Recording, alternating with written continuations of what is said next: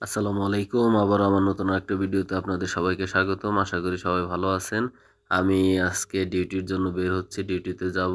এই ভিডিওটি করা শুধু আমার মার জন্য। আমার মা বলে কিছু ভিডিও দেই। আমার মা বলে যে, "তুই এত কষ্টের কাজ করস নাকি?"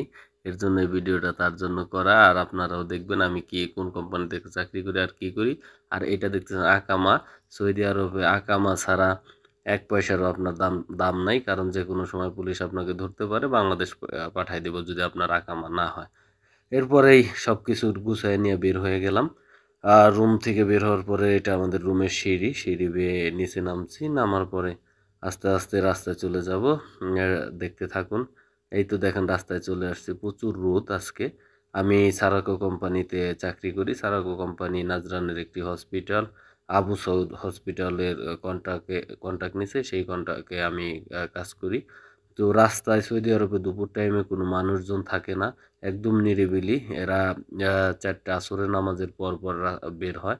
কারণ প্রচুর গরম, এর জন্য এরা বাসার থেকে বের হয় না। এই সময়টা প্রচুর একদম ফাঁকা রাস্তা। রাস্তায় আমি একাই হাঁটতেছিলাম। একটা কাকপক্ষী কেউ নাই।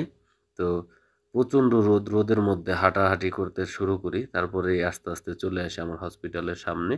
এই যে দেখেন এটা আমার হসপিটাল। আমি হসপিটালের সামনে চলে আসছি, ভিতরে চলে আসছি। হসপিটালে গাড়ি পার্কিং করা। তো এই সামনে আসতে এই যে আমি আপনাকে এখন দেখাবো আমাদের হসপিটালটা। এই যে দেখেন আমাদের হসপিটাল।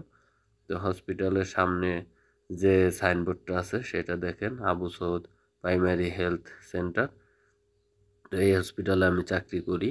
আর এই আমার হসপিটালের ভেতরের অংশ। আর ওই পাশে আছে মহিলাদের যে আলাদা অংশ, ওইটা পুরুষ যাওয়া নিষেধ। তো আমি এই হসপিটালের ভিতরে ডিউটি করি। এই যে দেখেন রোগীর বেড। তো আপনাদের আমার মার জন্য ভিডিওটা করা।